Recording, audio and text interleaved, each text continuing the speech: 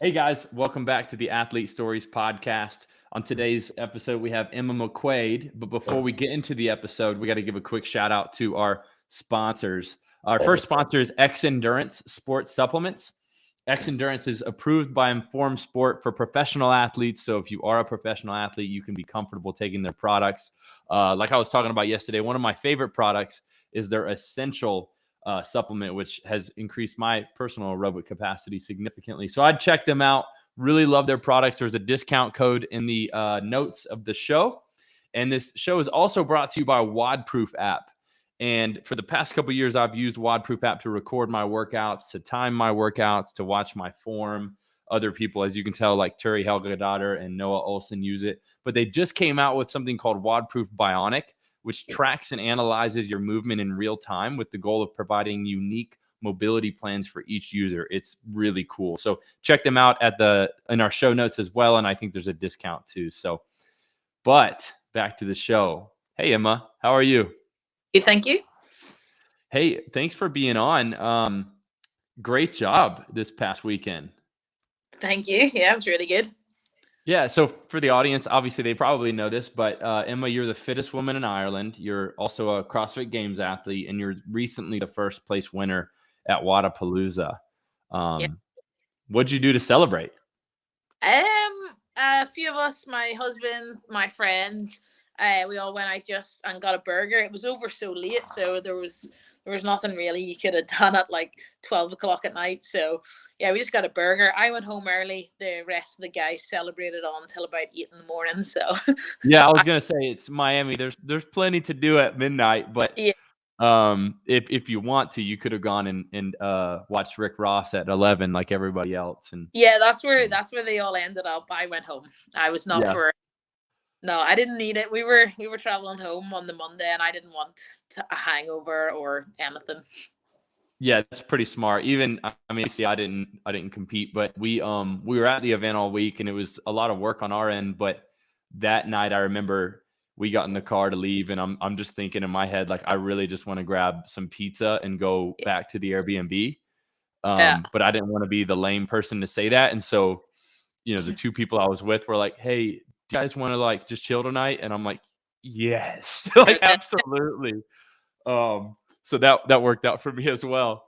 But I want to we'll come back to Wodapalooza. Obviously, we'll get to talk a lot about that, but I want to talk more about you for a moment and who Emma Mcquaid is outside of CrossFit and leading up to CrossFit. So, if you were to give your life story in like 2 to 3 minutes, what would that sound like? What would that story be like? Probably quad racer turned CrossFitter kind of thing.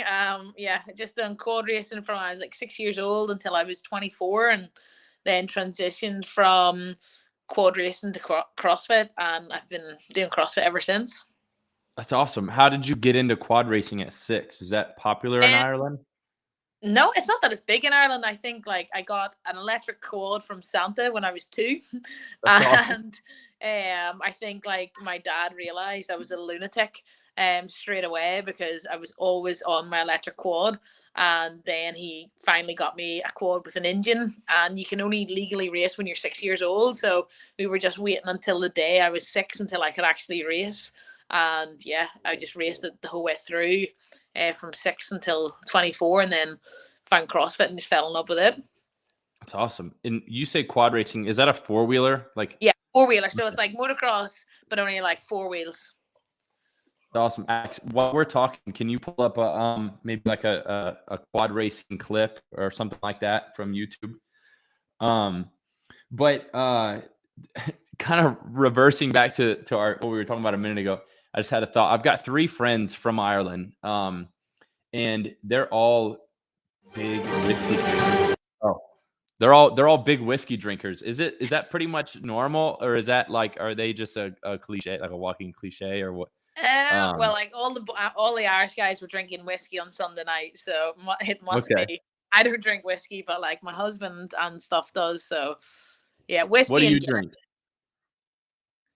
What do you drink, or do you not drink? I would very mildly drink. When I drink, usually I drink that hard. I don't want to drink for another year. Yeah. So I drink like just gin or like a cider. Okay. All right. Here's quad racing. Yeah. That's sick. And how long is typically like a quad race? Is it like quarter mile? Is it like a 5 mile? No, it's like 20 minutes plus 2 laps. Okay. And you're just, how long are the laps? So like usually a lap is around like a minute 30 to like a minute 45. So you're probably doing anything like from like 12 to 14, 15 laps. It doesn't sound like a lot, but like the only way you can describe it is if anyone's ever done a true 20-minute watt test, that's how it feels. Yeah. Yeah. Like it's aggressive. Like my heart rate's usually like in a race would be like average 170, 175, maximum like 180, 190. Wow. And Yeah, you do three of those in a day. Holy crap. And that's what makes you a good quad racer? Like is it mind get like knowing when to pull the throttle, when to brake, when to like what makes you good at it? Yeah, like you have to be like it's the same as like a Formula One driver. So you can have like Lewis Hamilton's one of the best in the world. So like it's accuracy, it's everything. You have to be able to read the race as well. If you can't read the race, you're gonna be left behind. So probably the only way to describe it is the same as Formula One. Like if you just need to be obviously fit enough, strong enough. You need to be like smart as well, and you also have to be able to have the skill. It's down to skill as well. That's cool. I think that's an interesting sport to come from. We've got a lot of CrossFit athletes that come from swimming or gymnastics, and you come from quad racing. Did you play other sports growing up? As a kid, like I would have done like cross country and stuff, and then netball, and then I played a little bit of Gaelic football as well. And like when I was like 14 to about 16, but that was it. Really, I didn't do really anything else because quad racing just took up all my time. What is netball? Is that how you say it? Netball. Netball. Netball, Okay. Yeah. What is that? Oh, is that... so like basketball, but you're not allowed to. Once you have the ball, you're not allowed to move. Oh wow. Yeah, so like if you catch the ball, you have to stand still and then you have to pass it on. So you're only running when the ball's in transit. That's crazy. Alex, try to pull something. Okay. Great ad. Are we pulling up netball? Sick. So I say it's pretty big. Like it's in like Commonwealth Games and stuff like that. It's so interesting how many other sports there are outside of the United States, just from being a person that's lived here my whole life. Like, yeah, it's obviously not something that we play here, or if it is, I wouldn't know about it. Yeah. So just like the same, like it's quite aggressive whenever the ball is moving, but then as soon as the ball is caught, then you have to like go from that position. And then you said you played a type of football? Gaelic football. So again, it's like it's like an Irish.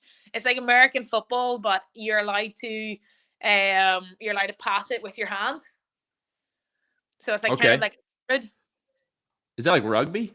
It's kind of like rugby, but different as well than rugby. Okay. So like Gaelic football is not meant to be like contact sport, but like it is contact. Yeah. And then you did play rugby, right? I think I read something about it. Yeah. You had I played one rugby match and I ruptured my ACL. Oh my gosh. Well, maybe not the sport for you. So, yeah, I think I was like half an arm's width away from scoring my first try, and I got taken down from my neck. So it was like an illegal tackle, and yeah, I ruptured my ACL. So that was me. One match done. Wow. Did you again, like the three Irish dudes I know, they're whiskey drinkers and they're physical dudes, right? Like fighting is a norm in Ireland. Is that really how it is? Like even for girls, or is that again just like, are they just from like a bad part of town or something like that? Yeah, Ireland. Like whenever people get drunk, like probably would be a lot more aggressive than most other nations. Like, but I wouldn't like to class myself in that bracket. Were you of course, Did you fight? Have you been in a fight before? Possibly. not um, not sober though, but yeah, that's probably exactly what everyone's talking about, drunk and fighting. But definitely not when I was in my 20s. got it. So pre-20s. Pre-20s, I think everyone goes through that stage in their life where they're a wee bit of a hooligan. So Sure. thankfully Yeah, we grew out of that. I can relate. Did you win? Well, I don't know. I got taken out by the bouncer that quick, so I don't know what happened to her. Got it. That's great. I'd love to learn more about that story, but Maybe not when we're on live. Yeah, we'll move on. So where are you living now? So I live in Northern Ireland. So I'm like 20 minutes from Belfast, and I live like 90 minutes from Dublin. Got it. Okay, cool. Have you ever done the literary bar crawl? You know what that is? No. No? Okay. Well, I'm a book nerd, and and correct me if I'm wrong, but like there's a handful of really well-known writers that are from your area, like Dublin, Belfast, and I could be totally wrong, but like there's like pubs that some really well-known writers are from, and so like there's a literary bar crawl. Okay. I think in Dublin where you like go to these pubs and you can like have a beer where C.S. Lewis used to drink with. Okay. No, I haven't done any of that. Well, if I come out there, you're joining me on a literary pub crawl. Have you do you read? Do you like to read? I was probably more of like audiobooks than reading. Okay. What's the I last usually just like put like audiobook? an audiobook on in the morning when I'm like stretching, doing like my movement stuff, and just being just more productive. What's the last audiobook, or what are you listening to now, if anything? I was listening to what's it called? It's on my my phone. I don't want to click out. What is it? It was something mindful athlete. Okay. I was listening to it, and it was really, really good. So I've actually passed it on to a few of like my clients as well. It was really, really good audiobook. It was just saying just about just like where the athlete's mind goes to, like before competitions, during competitions, and like what like the process is like leading in, and it relates really well to like your own thoughts and stuff. So it was really, really good. Yeah, sounds good. I'll have to check it out when we get off. If you were to describe yourself in 3 words, what would they be? Messer, motivated, and happy, probably. That's great. What kind of music do you like to listen to? I kind of like just listen to like a wee bit of everything. I'm like linked into Sam Briggs's Spotify, so usually whatever she's listening to, I'm like 5 hours before her, so whatever she's listening to the night before, I just press play. So I'm easy. So her Spotify playlist is in my logged on to my gym, so it's usually whatever she's listening to at the time. I just press play the next morning. Is it like rap? Is it country? I mean, what does Sam Briggs listen to? Is it kind of like more probably like kind of like dance or techno kind of. Okay. A wee bit more like heavy, but I kind of like a wee bit of everything. Usually in the mornings, so there's like one on Spotify. It's like Coffee and Chill, just like a playlist, and I've been listening to that. And then there's another good one on Spotify I quite like. It's Power Hour. And it's really good as well. So it's just got like a mixture of like the hits and like dance and just kind of everything. What's your favorite band? Do you have a favorite band? No, not really. Or artist or anything like that? No, I'm not really like massively into music. I just listen, and it's just nice in the background. Yeah. What about coffee? Are you a coffee person? Yeah, we would drink. We had quite a lot of coffee, to be fair, in Miami. Where we were staying, the coffee downstairs in the guild was amazing. So we had quite a lot of coffee over there. But at home, like usually I would just drink like a tin of rain or something, because usually you have to go into like the cities to get nice coffees. What, a tin of rain? Can you Rain, like the Rain energy drink. Oh, okay. I've never. Oh, Rain. Oh, Rain. I'm sorry. Got it. Yeah, I saw you. I think you posted something about them. Do you promote them or you just like it? So I do like it, and they do sponsor me as well, which is usually Heck yeah. helpful. No, I like Rain as well. I am a coffee person though, but sometimes usually it'll be like in the afternoon where I need like that second round where Yeah. I'm like, I want something like flavorful, so Yeah. I'll go and grab like either a Rain or some type of energy drink. But normally I'm like a straight espresso kind of Yeah. guy. You mentioned clients earlier. Do you still train and coach? Yeah. So I still personal train, like not a lot, but I have like two groups that I've personal trained. Some of them I've been training for nearly 12 years, so I've never stopped them sessions because they were with me way before I even knew CrossFit existed. So I've always PT'd them. They're like all my motocross got guys, so the people I used to race with and stuff. So I still train them on like a Monday and a Wednesday. So whenever I'm away, they still train on the Monday and Wednesday at the same time, and like they've been training me that long. I just send them the workout on WhatsApp, and they just all get together and do it. So, That's cool. it doesn't feel like work. It's just more like a group of lads come round to my house and like train for an hour. So it doesn't seem like work, to be honest. So I have them twice a week, and then I do online coaching as well. Cool. And what's a typical day look like for you? Like a Tuesday. What's Tuesday look like So for Emma? Tuesdays is usually every day starts the same. Movement session. My Tuesdays actually like my long cardio session, so that's usually like anything from 60 to 90 minutes, like zone 2 heart rate. Just put the heart rate monitor on, keep the heart rate like 150 to 160 heart rate. Just sweat basically, and it'll just alternate between bike, ski, row, run, whatever my coach really programs. And then usually it's my gymnastics day as well. So it could, like the trend there for the last month was ring muscle ups or bar muscle ups, alternating weeks, handstand walks, handstand push ups, weighted GHDs. Was kind of like what we were working on in that like push pull phase on a Tuesday, and then it would have probably finished with maybe like single leg strength or like movement kind of work. So Tuesday would be like my like down day as such. So it's usually a big Monday, easier Tuesday, big Wednesday, easy Thursday, big Friday, big Saturday, rest Sunday. Nice. And who's your coach? James Jersey. So he's from Manchester. Okay. Does he coach you exclusively, or does he coach a handful of people or anybody else? So coaches Sam Briggs. Right. Okay. Yeah.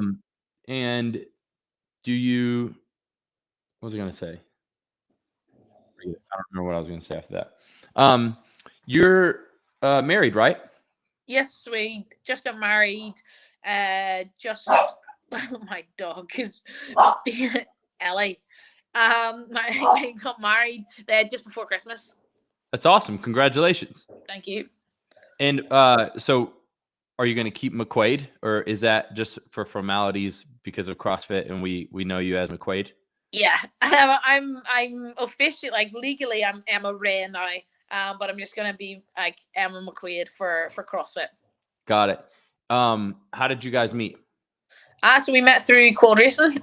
So we've been together now 13 years. So we both raced quads together way before we started dating. We probably raced quads together from we were like 16. And then we started dating. No, we would have been younger than that. Probably would have been like 13, 12 or 13. I probably knew him. And then we started racing together probably when I was 17. He would have been 18. And then we started dating when I was 18. He was maybe 19. It's a long time. Yeah. That's pretty cool. I think his name's David, right? David, yeah. I think I sort of met him watching I don't remember the name of the place by the water, but watching the kettlebell step over workout with the rope climbs. Yeah. What a workout. What did you think of that workout? Yeah. As soon as it came out, I think it came out on like, was it like Wednesday night or Thursday morning? And I messaged Briggs straight away, and I was like, "This is my workout," and she was like, "Yeah, it is." So I actually went and tested it. I was like, "I'm going to test it because Thursday's my rest day," and she was like, "Mcquaid, it's rest day. You don't need to Yeah. test today." And I was like, she actually the exact test was, "It's rest day, not test day." And I messaged her back an hour later, and I told her my time, and she was like, "You're a dick." And I was like, "Yeah, no," but I was like, I was too excited, and I had to try it. So I actually died really bad in training. Like it hurt so bad, but it was just like it was meant to be my rest day. But yeah, I texted her and I remember saying, "I can't wait for this workout. I'm gonna crush it with a fresher body." And Yeah. so yeah. That's really cool, that you know yourself so well, to know you'll crush it, especially against a group of extremely high level competitors. Um, what about that workout makes it your workout? Um it was all one at the back end of the workout. Like if you've seen how I went out very controlled, and then on the last 3 rope climbs, I was like, "Here we go, this is time to work." I just know like my burpee cadence is typically like one of the quickest in the world. I've typically my best workouts have always been like a burpee workout. And then I knew as soon as I got to those deadlifts, like again, my deadlifts are one of the fastest in the world. And I was like, no, if anyone goes rep for rep with me, then they deserve to win. Yeah. Yeah, what did you think about those boxes for the kettlebell step overs? I mean, people were hurting themselves on like falling off the boxes, obviously, because it's a little unstable whenever you've got 100 pounds of kettlebells on your chest. Yeah, so I have obviously the soft boxes at home, not the exact ones, but I I obviously assumed it was going to be the longer box, so I tested it on like the 30-inch length. So obviously it was still 36 inches wide, but I'd already had kind of tested or preempted the longer side, so I made sure that I did like the step turn and kind of like tried to replicate it at home. So I didn't find it too bad because I'd obviously trained it, but if you Yeah. were training it on a hard box and on the short side, it would have been a big difference. Yeah, that was, I think, I watched a couple people fall, and the reason why they fell is because they had their foot on the edge of the box and it just kind of it Yeah. just mushes down. Um, did you see any of those falls? Annika Greer fell and Dallin Pepper fell as well. Did you see either of Talents. those? We actually made it back to the hotel for the guys' workout. So we were actually sitting eating food in bed, and we seen him fall. We were like, "Shit!" And they like replayed and played it again. We were like, "What?" Yeah. And the kettlebell fell on his chest Oh too. no way. Yeah. I don't know if you've seen his ankle. It's on his Instagram. Um, but he had a pretty much I don't want to say sprained. I'm not a doctor, but if you look at the pictures, he rolled it pretty bad. And so and then he went on to get fifth, which is pretty impressive. Yeah, well, I Um, actually I didn't tell anyone. Obviously, me and Briggs and my coach knew, my husband knew, but I rolled my ankle on the second pig flip. I actually just seen my physio yesterday, so I did the ligaments in my left ankle. So that's wow. why my 2 worst finishes was the 2 squat finishes because I couldn't squat on my left leg, so How I couldn't. That's in the first workout too. First workout, it was the second pig flip. So the pig, whenever I went to go up and like jerk it, you can see like the pig like falls on me, but it was my ankle rolled, and the pig Oh, landed down on my chest, and my chest was black where it crushed me down. Actually, I have to wear a different watch because it broke my Garmin watch as well, so it like smashed down so hard on me. So what a I start. donor watch and everything right now because I like smashed my watch and everything up. Wow. What a great start to the weekend. Oh, nailed it. Second pig flip. I was like, you are kidding me. And like So my whole ankle was black, my Achilles was black, and I was like, just walk it off. I was like, just yeah. walk home. Did you Saying all feel that? Like, was that a challenge on the run?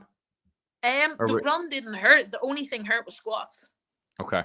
Probably Squats just the killed weight. me. It like locked up, so the whole side locked up. But my physio, she assessed it yesterday. So the only thing I'm just gonna lunge for a couple of weeks now and just let the ligaments just heal. The only thing that's just putting stress on it is the squat. That's interesting. So let's talk about the weekend. I mean, going into it, what were your thoughts? Did you have ambitions for top 10, top 5, top 3, first place? Like, what was your mindset going into Wodapalooza? Yeah, like I definitely thought I could podium for sure. Whenever I seen like the first few workouts released, I was really, really excited. They were definitely good workouts for me. The only real kind of poor workout for me was probably going to be like the swim. Typically, like, I'm petrified of water. I did the best I could on that event.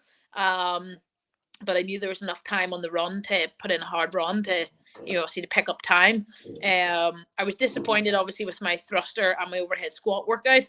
They definitely, they definitely were like a reflection of my like fitness, but I was squatting all on my right leg, so it was all like it was just damage control in those two workouts. But I knew then on day 3 again it was going to be a good day for me. Yeah, you did extremely well, and you climbed to the top. I think you were not on the podium until the last day, right? Yeah. Wow. So your mindset going into the last day was what? Like, leave it all out on the field? I mean, how do you get hyped up for a day like that? Like, I don't know. I just like the 2 workouts were fun that were released. So it was just like, well, let's just go see what we can do, and it is what it is. So like whenever Bethany and Ellie got put out on the first heat on the sandbag workout, I was like, right, just finish this workout. Yeah. You dick. Don't try and race. Just be super safe. Let's just finish it. And that's what I did. I looked. Oh, the dog just fell. She tried to jump on my physio bed and like backflipped. Ellie, she's embarrassed now. Yeah,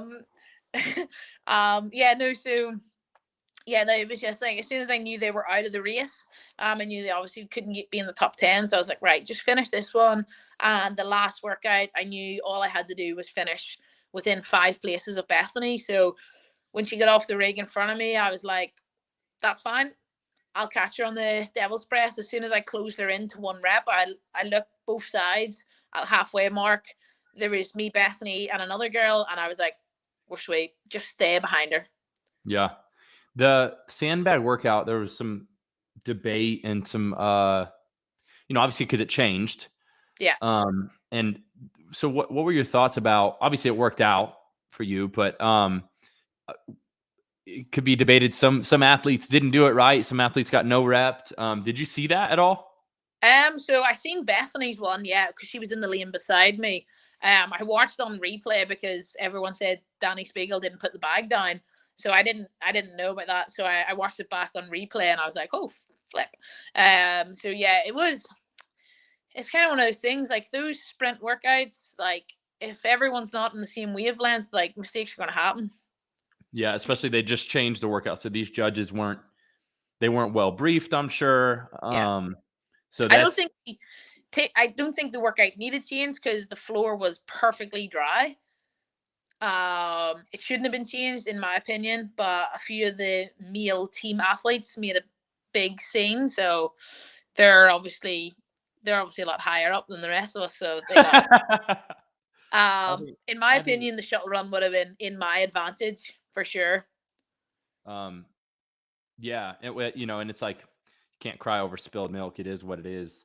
And I think that's just a part of the ever evolving sport of CrossFit where, it's, of course, I mean, if I was a competitor, I'd probably be pretty upset.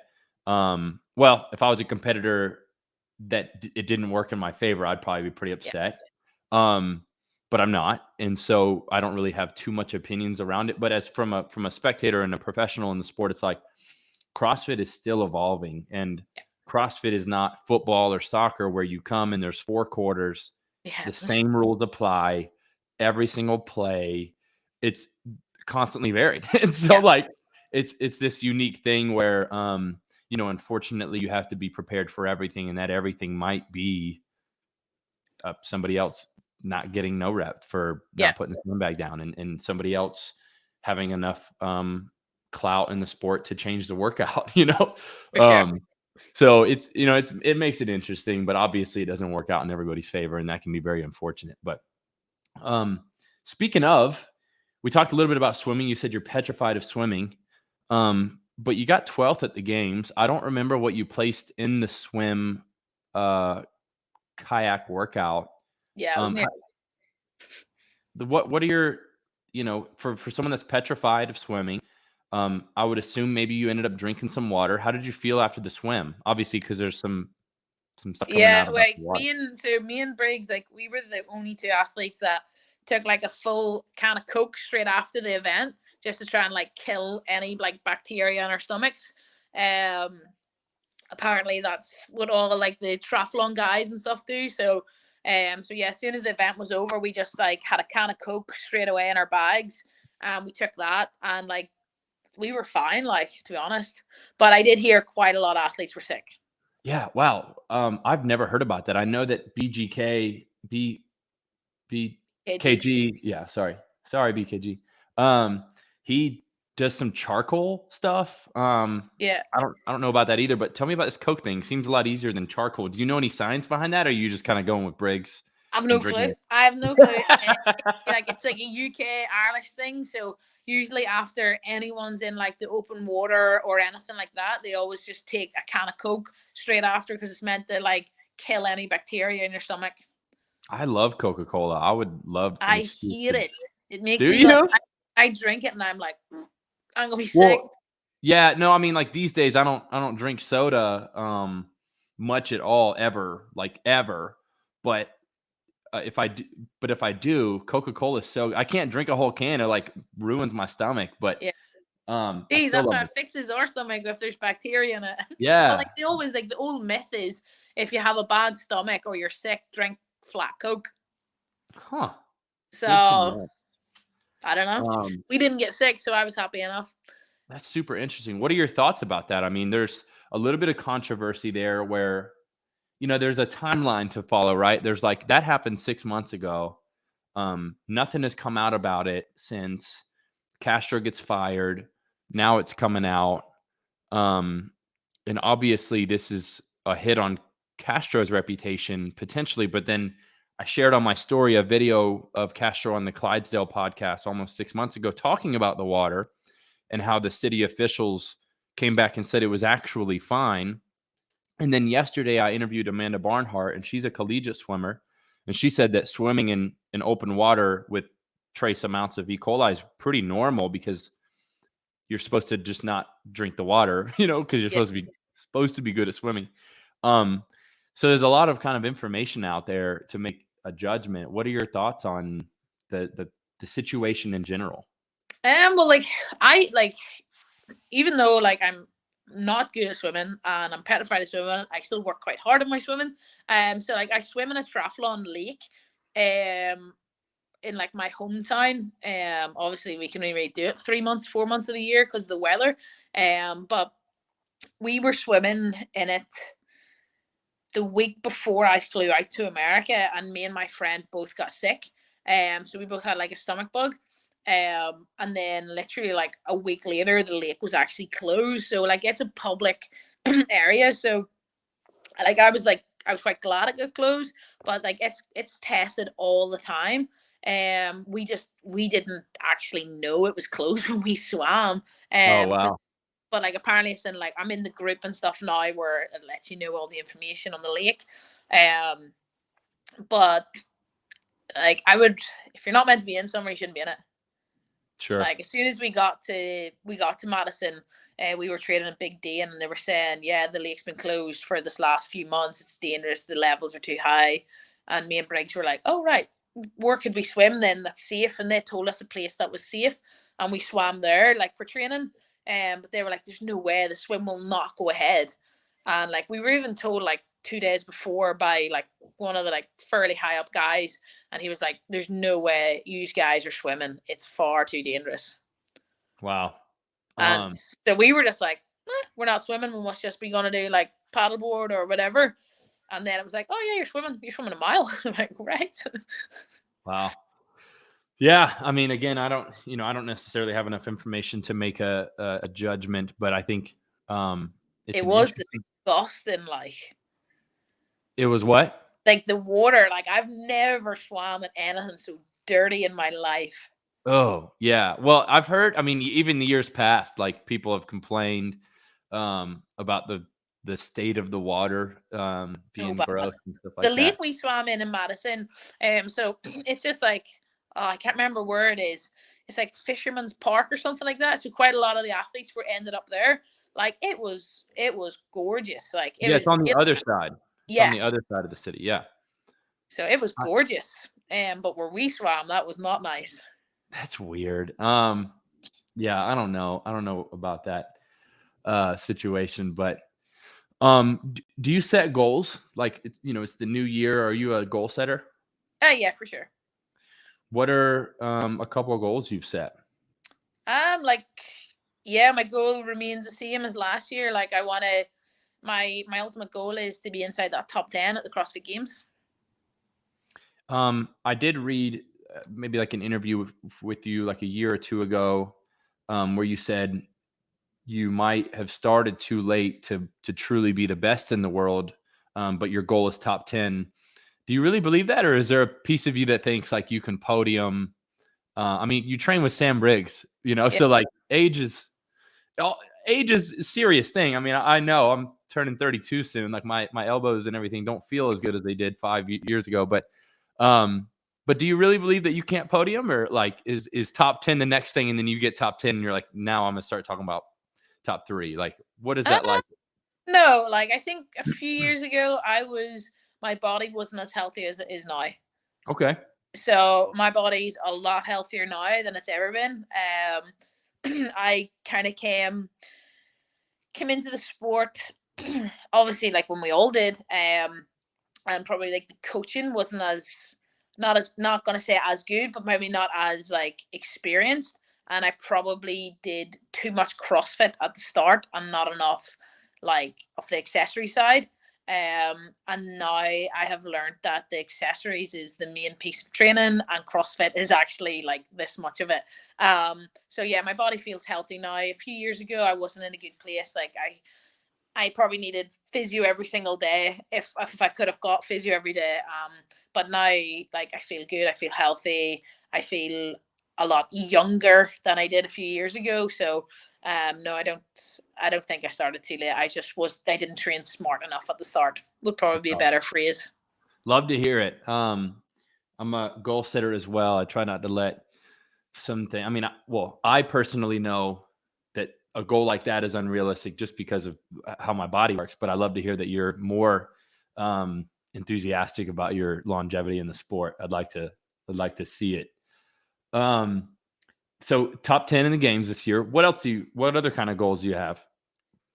Um, Obviously, like even within like the European, like the sanctional, like I would love to now to try and repeat last year, and I'd love to try and stand on top of the podium again, the European region. It was pretty cool, obviously winning the Lowlands last year to qualify for the game. So, I would love to try and do the same now in person. I think that'd be pretty cool. Like just start to the game season as well. Do you have goals outside of CrossFit? Um, like I've got like business goals, like in terms of like my like online programming. I had one athlete at the games this year in the 35 division. He finished 7th in the world. So That's awesome. I believe I could, if well, it's crap how like this it's down to 10. I had like 2 athletes just on the bubble last year. One placing like 22nd, one placing 21st. So obviously the goal was to have like the push for 3 athletes this year to the games. So I do believe they're more than capable of top 10. It's just, it's always how the workouts fall, how the judging falls. The process being online it's an added stress. They're all gym owners. So yeah, we'll Yeah, see. that's cool. Do you think assuming you're going to retire at some point in your life, do you think you'll go into coaching, or what does post games training look like for you? Yeah, so at the minute, just like just before Christmas, we got planning permission and stuff for a new facility. So I'm building a training facility at my house. So the plan will be that'll be for all my athletes to progress within the sport. So if anyone wants to come, say instead of doing it in their gym, I'm going to be affiliating it. It's not going to be an open CrossFit affiliate. It's just going to be for like my athletes to come and do the WODs. So like because they're all affiliate owners, if they wanted to come just for the weekend, take the stress away and not have to worry about running a gym and talking to members, they could come to mine, hang out, have the best equipment in the world on hand, and just do the workouts and have a little less stress. Obviously in Northern Ireland it's cold in the winter around the open, so it's going to be heated, it's just going to be a lot nicer to be in than the cold CrossFit gyms in Ireland. That's really exciting. I love that. I mean, I love these training camps that are continuing to pop up. I mean, I think it just like further legitimizes the future of the sport. And, you know, like you mentioned, even coaching and training in the sport has changed a lot over the past 5 to 10 years. So the more well-rounded the coaching and training gets for athletes in the sport, then the more legitimate the sport will be long-term. Yeah. So that's really cool. Do you have a hero or heroes even before CrossFit? Like someone you look up to? Probably maybe not as much before CrossFit.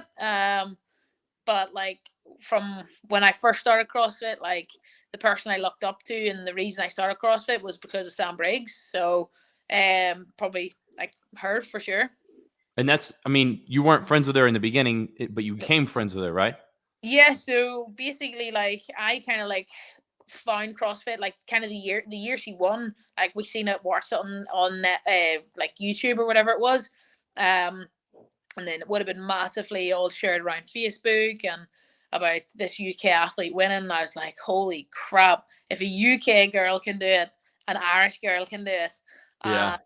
I ended up, it was just shortly after I'd came back from my ACL repair. I think I was only maybe 5 months because I was just starting to squat again. She put up that she was doing a training camp in Manchester, and I was like, I have to go to this. This is the best thing ever. So I flew over. I did like a 3-day training camp or 2-day training camp at her gym in Manchester, and like obviously she still didn't have a clue who I was because like I was no one. I still couldn't do a pull up. Yeah. So yeah, still didn't have pull ups, still didn't have muscle ups. But I remember like I definitely like she'll probably never remember this, but I remember like we did Grace or Isabel, I think it was, and like I did a pretty good time, just like 30 clean and jerks for time, and I do remember she kind of looked as if, and I remember that, and I was like, kind of thing. I wasn't fit but I just remember I was like that mug strength at that, just when you start, and you get a couple lucky ones in, a couple for sure. There's always going to be 1 or 2 workouts you're good at, and then obviously nothing happened 14, 15, and then 2016 I had shoulder surgery on my right shoulder, and then it was after the CrossFit Games 2016 I literally got like a DM from Sam Briggs. I was like, oh, what the frick? And she just messaged me. She was like, I seen you rehabbed your shoulder really well. Who did your surgery?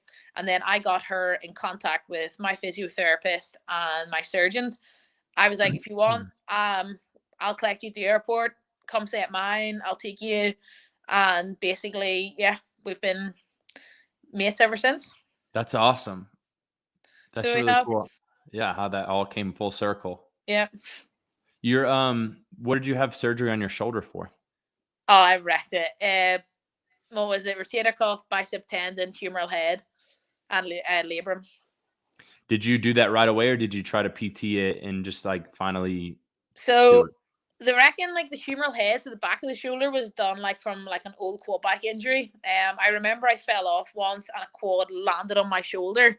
So I remember that trauma, but obviously just being like quad racing, you're just like painkillers, crack on, off you go. There was no such thing as going to physio back then. Yeah. So then I remember obviously being like, you could imagine like a cyclist's shoulders rounded forward. That's how like quad bikers are.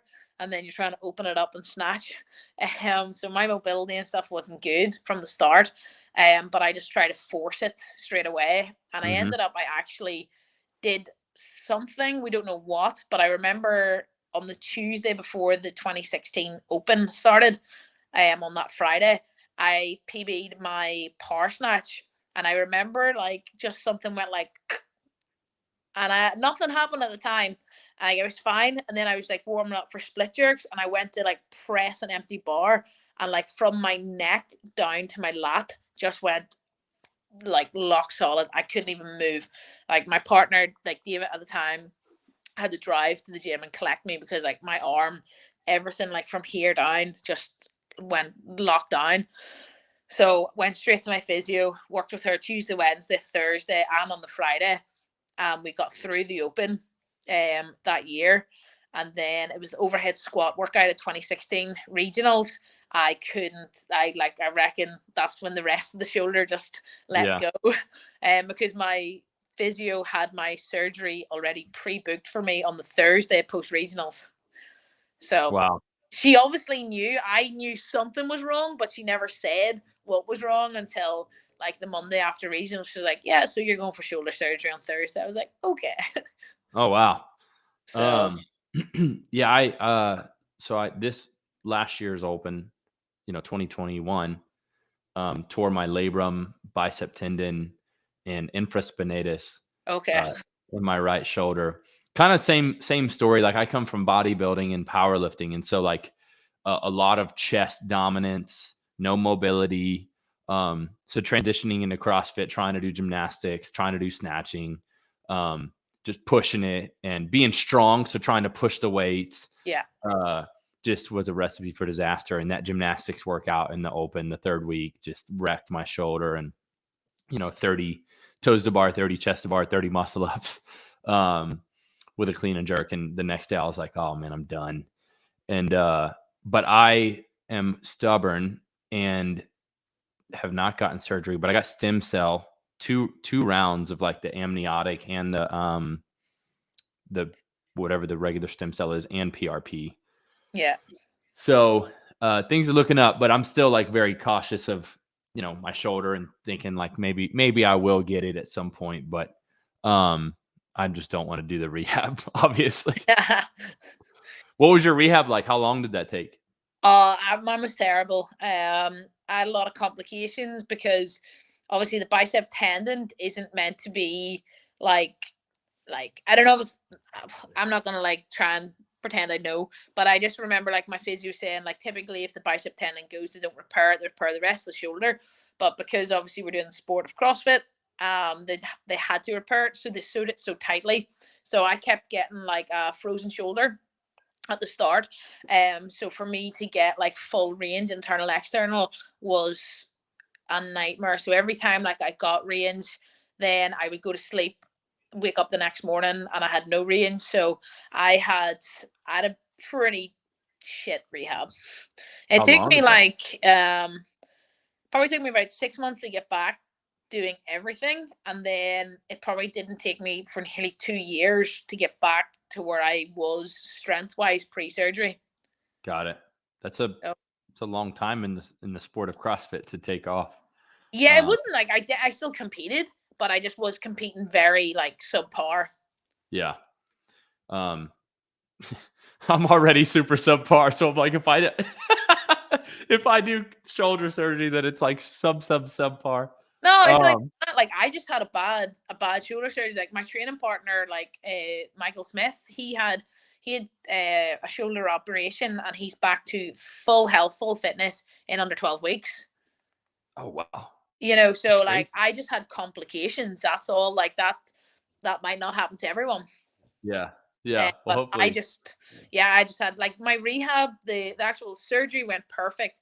Everything went perfect, but I just kept getting frozen shoulder. It was just one of those things that happens.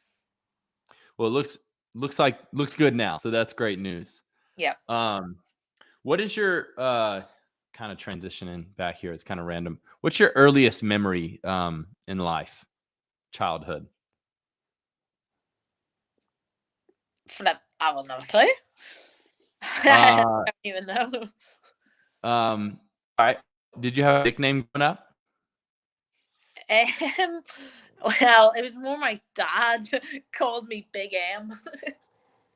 Okay. Why did he call you that? I don't know. It was just Ellie wants to come and say hi.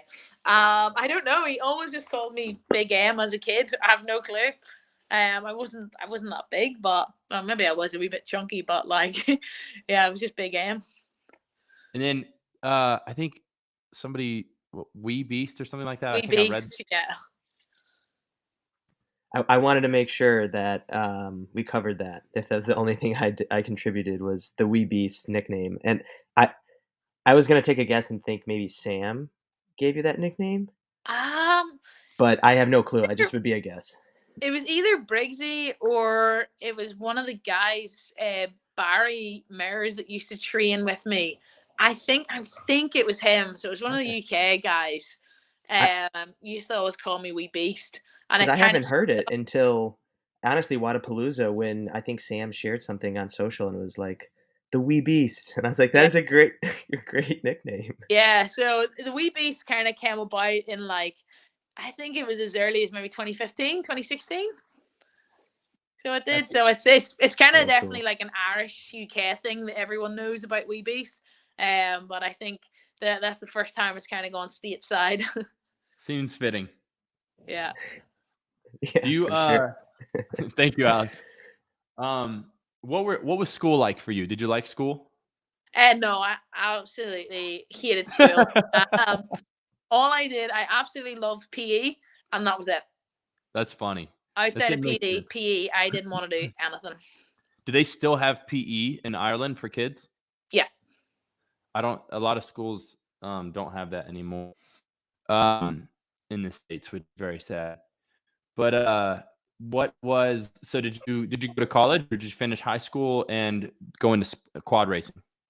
So like as soon as I finished high school, I started college. I hated it, and I dropped out within the first 6 months.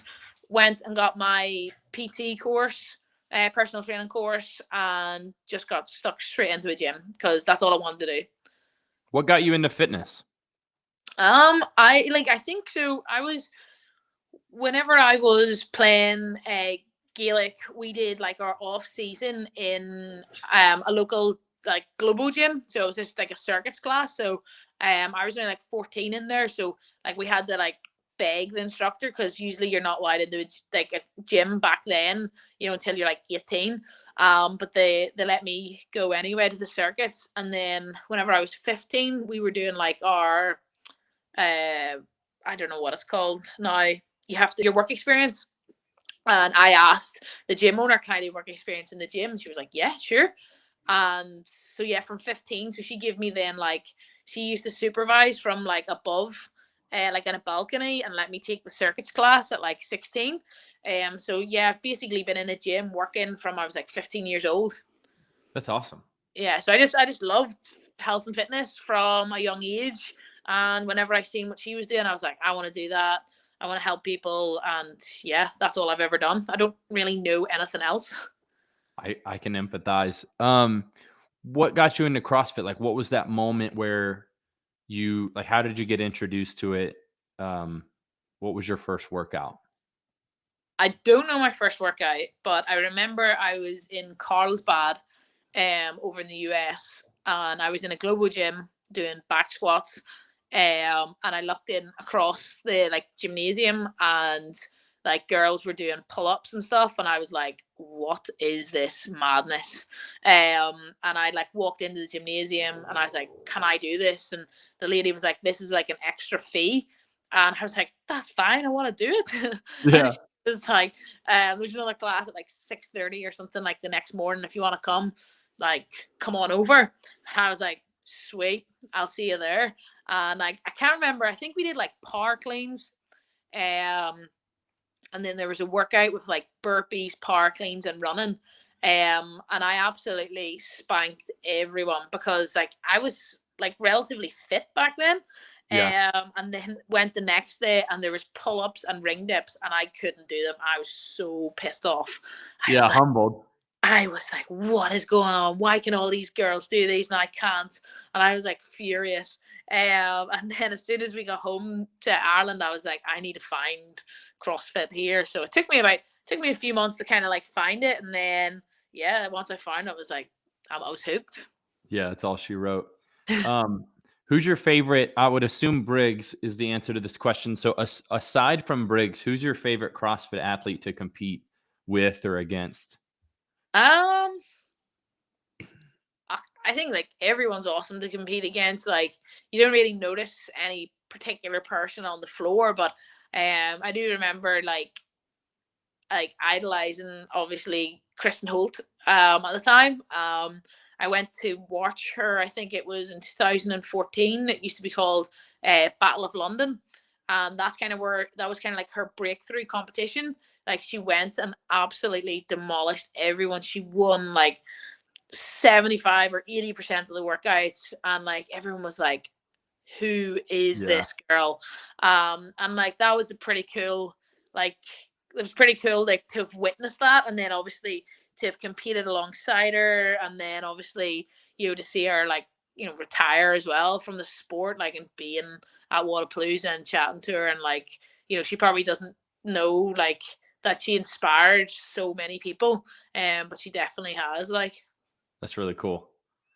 What is in your lifetime, like what's the toughest thing you've ever had to go through?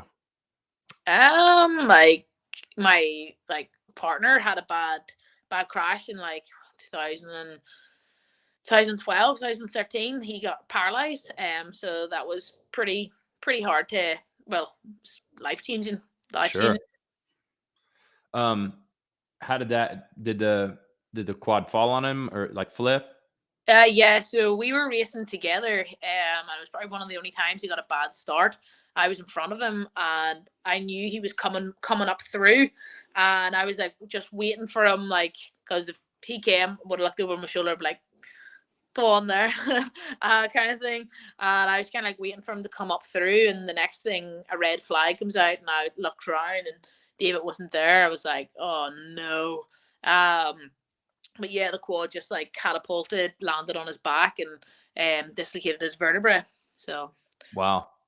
Yeah. Do you think how do you think experiences like that affect like our ability to deal with life? I think, for example, when people don't deal with hard things, life can be very challenging.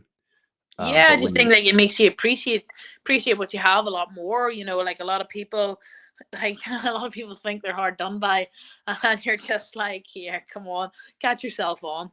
Like try and go through something actually really, really hard in your life and kind of come through the other side of it, and then let's have a wee chat. I think like sometimes people just need like to like just really think, and maybe not just think, oh, I've had a shit day at work. Oh, it's the end of the world.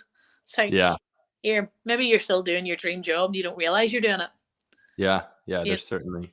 So yeah, I just think, sometimes you definitely appreciate what you have a lot more whenever something like that's happened, and so many things are taken away from you that will never happen again. So when wee things happen, you definitely just appreciate what you have and a lot more. Yeah. What about being a CrossFit athlete? What do you think is the toughest thing about being a professional CrossFit athlete? I'd say just probably like, obviously like, training can be going like absolutely fantastic for 2-3 months. You'll get one, maybe like an ache, a cold or something that just holds you back for a week. And it nearly feels like you've just had to like hit the restart button again. So it's never just the perfect steady graph that people always think about. And I would say probably not enough athletes would talk about like the downside, and I'm probably one of those ones too. Like I didn't tell anyone to hurt my ankle because you don't want to like show weakness or whatever on the competition floor. But probably a lot of people see one side and they see the cool things on Instagram, but they don't see the hours of mobility, the food prep, the 10 hours that you have to put aside every night to sleep and make sure you're fueling for the next day. This not sacrifices, but the decisions to not go out, on a late night, etc. So it's more just like the choices you have to make every day to be better, day on, week on, month on. We talked about Hulta for a second. She just did teams. And have you seen Annie Thor's daughter is doing teams next year with Tola, Khan, and who's the girl? Oh, Lauren Fisher. Do you think you'll ever go teams? Annie actually approached me about that team. So she did just after the games. So I knew this was coming for quite a while. But yeah, no, not yet. For me, it's not. I'm not there yet, for sure. And that's what I said to Annie. I was like, I'm just not there yet. But I think probably if the time comes, I would definitely like to have an Irish team to the games, because I think that would be really cool. And we've got lots of really good Irish guys. We're just probably a couple of years behind on the girls, but again, I think that will come. That's cool. What do you think about that team? That's a very interesting team. Yeah, it's awesome. Obviously, Tola is so strong. He's a powerhouse. Khan is ridiculous. He can go so dark. And obviously, Lauren is well-rounded athlete. And then Annie she's so well-rounded. Obviously, she proved it last year. She's just incredible. She's got no weaknesses. So I think they're definitely going to contend for that podium for sure. That's going to be really exciting to watch. I think it's awesome. I think it's cool. It's needed to happen for sure. Yeah, it's about time to have some more challenging contenders in the. I think so. Yeah, I think it's awesome. So I mentioned in the beginning of the show, we've got some rapid fire questions, and then we've got some deeper questions. So I'll do a little mix here before we close it down. If you could put anything on a big blank billboard that would overlook the busiest intersection that you know of, what would the billboard say? Oh, I have no clue. I don't know. I actually don't know. All right. Moving on. If you think of something, let me know. Are you summer or winter? I love summer. I love the heat. Yeah, that's weird because it's very cold in Ireland most of the time, right? Oh, I just love to get away to the heat, should I say. Beach or mountains? I'm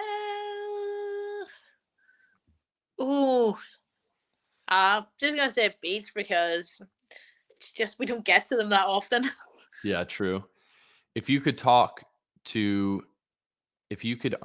all animals or understand all languages, which one would you choose? Oh, I want to know what my dog's thinking all the time. How much of your success, or generally how much of success in CrossFit do you think is attributed to hard work and genetics? Like if you were to give a percentage to one or the other, what do you think that percentage would be? Probably 80% hard work and 20% genetics. Love it. It's always interesting because everyone's feedback is typically slightly different. So how do you want people to remember you? I think I'm probably I definitely came into a few people that know me that when I first started CrossFit, messaged me straight after Wodapalooza, and they were like, mate, I seen you on day one. What you've done is incredible. I legitimately there's rumors going about that I got my first muscle up my first session and I learned all the skills on day one, which is rubbish. I literally couldn't put my two arms above my head when I first started, and I walked on my tippy toes because my calves were so tight, my heels didn't touch the ground. So it is through hard work that I've worked on my mobility and I've worked on the skills, and I've probably overtrained to get the skills. So I think I genuinely do believe anyone can do it if they choose to do it. So I would just love to be known for like just for hard work does actually pay off kind of thing, like the Matt Fraser kind of thing, like and it is true. Yeah, I love that. Well, Emma, thanks for taking the time to jump on the show, especially coming back from traveling and all the things from Wodapalooza. Again, congratulations on your first place win at Wodapalooza. It was a pleasure to watch you compete. I can't wait to see what you do this year. Thank you. Absolutely. So we'll close out. It usually takes a couple seconds.